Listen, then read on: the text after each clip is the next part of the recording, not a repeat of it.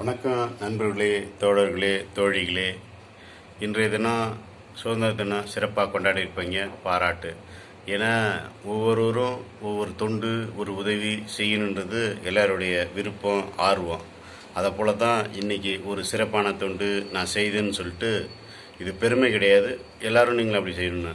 நான் வந்துட்டு வடபழனி, நம்ம ஏரியாவிலேருந்து வடபழனி பஸ் ஸ்டாண்டு கடந்து போனால் அங்கே ஒரு மொபைல் கீழே இருந்தது. அதை எடுத்துகிட்டு பார்த்தா, இது யாரும் தெரியலையே, பாவம் யாரோ அவர் மொபைலை தவற விட்டுட்டாரு அப்படின்னு பக்கத்தில் கேட்டால் அவங்க யாரும் என்னது இல்லை அப்படின்னாங்க. நான் நேராக விருகம்பாக்கம் R5 அந்த காவல் நிலையத்துக்கு போய் அந்த ஆய்வாளரை சந்தித்து அவர்கிட்ட கொடுத்துட்டேன். அவர் உடனே அந்த மொபைலுக்கு இன்னொரு அதுலேருந்து கால் போன இதெல்லாம் அதில் சேஞ்ச் பண்ணி எடுத்து அந்த சரவணன் சொல்லிட்டு ஒரு தோழர், அந்த தோழரை வர வச்சு அந்த மொபைலை கொடுத்துட்டாரு. இவர் தான் அந்த மொபைல் அங்கேருந்து எடுத்துகிட்டு வந்தார் அப்படி சொல்லி அவர் அந்த காவல்துறையுடைய சட்டத்திட்டம் என்னமோ அதெல்லாம் எழுதி கொடுத்து எல்லாம் கொடுத்து, அப்புறம் அவர் வந்து அந்த தோழர் சரவணன்ற ஆட்டோக்கார தோழர் வந்து ரொம்ப நன்றி சொன்னார். காலில் வந்து விழ வந்தார். அது தவறு, இருந்தாலும் நீங்கள் கவனமாக இருங்க அப்படின்றது தான். ஏன்னா ஒரு சில தோழர்லாம் மகிழ் அப்படின்றார். நான் எல்லாரையும் மகிழ்வித்து தான் நம்ம பயணிக்கிறோம்.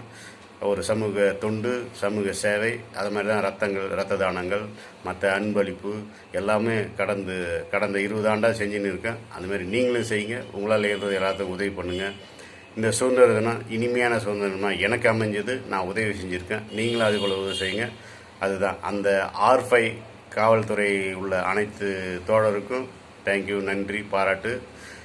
நீங்கள் சுதாரிப்பாருங்க, மற்ற பொருள்களை கவனமாக பார்த்துக்குங்க அப்படின்னு சொல்லி நான் சொன்னேன். அந்த காவல்துறையெல்லாம் நமக்கு வந்து மரியாதை பண்ணி பரவாயில்லைங்க அப்படின்னு சொல்லி சல்யூட் பண்ணி வாழ்த்துனாங்க, பாராட்டினாங்க. காவல்துறை ரொம்ப நன்றி, வாழ்த்துக்கள். தேங்க்யூ.